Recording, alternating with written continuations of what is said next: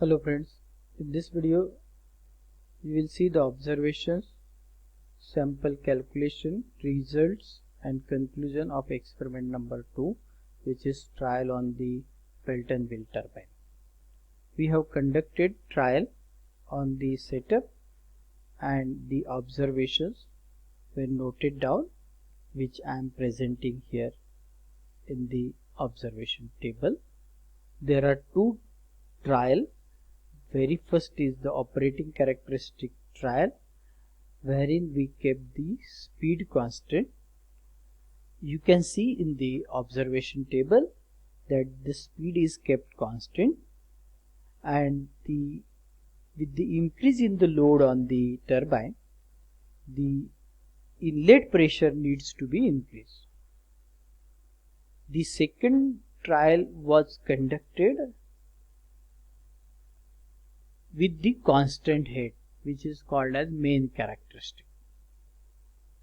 Here we have not changed the inlet pressure, so head is not changed. With the increase in the load on the turbine, the speed decreases. The calculation and the formulations used for calculation is given here. We have seen the inlet pressure as P, which you have noted down in terms of kg per centimeter square. To calculate the head at the inlet to the turbine, you have to simply multiply that by 10. So that will give you the value of head in terms of the meter. Then we have measured the pressure across the inlet to the venturimeter and throat of the venturimeter. So the pressure difference between this can be calculated, and which will be multiplied by 10 will give you the pressure difference in the venturimeter in terms of meter. So with this pressure difference you can calculate the discharge, because discharge is equal to CD into root of DH. This CD value, coefficient of discharge for the venturimeter, is given in specification, which is 0.0055. You have calculated DH value, so take a root of it, or you can take the power 0.5 and calculate the discharge value. Once you know the head and discharge, you can very well calculate the input power as rho G QH. So G and rho is constant. Then you can calculate the resultant load. So you have the drum, and to which the rope is attached. Here is a spring balance, and here you have hanger.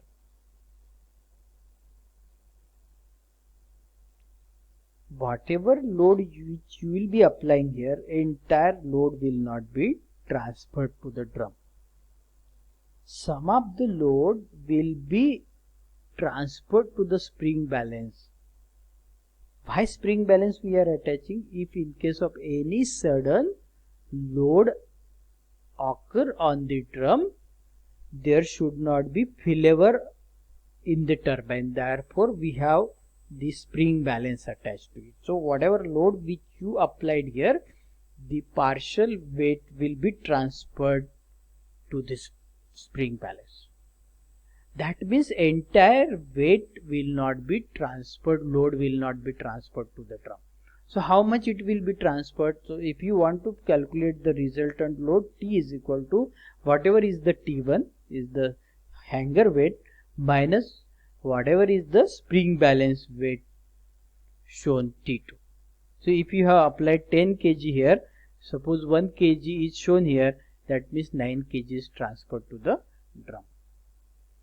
And since this is in terms of kg, you are multiplying that with 9.81, so you will be getting the load in terms of the Newton. Then you can calculate the output power of the turbine, that as pi d n t by 60. See, you have drum with the diameter d, and you have rope here also and here also. Rope has a diameter small d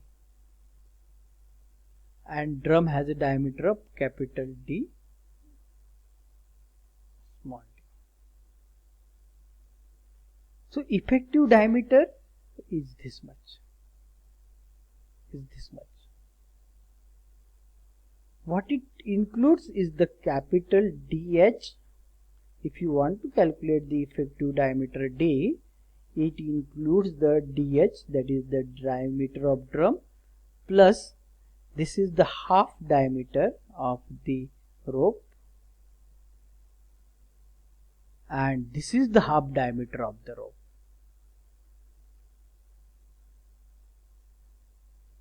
So you can say the equivalent diameter is diameter of drum plus half and half, one diameter of the rope. So this way you can calculate the diameter for calculation of output power. Once you calculate the output power and input power, the input power which is water power and output power as a runner power, you can very well calculate the efficiency of the turbine. To know the performances of the turbine, we are plotting the operating as well main characteristic. You know that the main characteristic is studied in terms of the unit values of the quantities, in terms of the unit values of the quantity. Now what is the unit speed? You can define the unit speed as the speed of the turbine working under the unit head. Okay, that is the 1 meter of head. Similarly, you can define the unit discharge as the discharge passing through the turbine which is working under unit head. Similarly, you can define the unit power as the power developed by the turbine working under unit head. So whatever the quantities which you define, it is for the unit head. So these quantities can be calculated and derivation for the same is available in my videos as well. You can refer to the R.K. Bansal or other reference book, very specific from the R.K. Bansal. You can see these derivations on the page number 927. Okay, now we'll see the sample calculation. Here I am going to take the observation of main characteristic trial, and the inlet pressure was around 2.8 kg per centimeter square. So by multiplying that with the 10, I got the value of H 28 meter. Pressure difference I got 4 meter. I have calculated the discharge, which is 11 into 10 to the power minus 3 meter cube per second, and output power of input power supplied to the turbine got 3.02 kilowatt. Note that this should be close to the capacity of the turbine. It should not be more than the capacity of turbine. Resultant load you can calculate, since very first observation you have hanger weight of 1 kg and there was no spring balance weight, so you got the resultant load 9.81. Output of the turbine you got 0.2134 in terms of kilowatt. Efficiency you got 7.06. and you have calculated the unit speed as n by under root h equivalent to 188. Unit discharge 2.09 into 10 to the power minus 3 and unit power 0.7455. After calculation of all the observations, you can put it all the result into the result table, and for the operating characteristic you can see the results wherein the efficiency increased from 11 to 43 with the increase in the head. And for main characteristic, again you can see this was the sample for which we have calculated the efficiency as well the power, unit power, power input power and output power also. So this increases from 7% till 50%, and again with the increase in the load, the efficiency got decreased. This is the observation from our result table.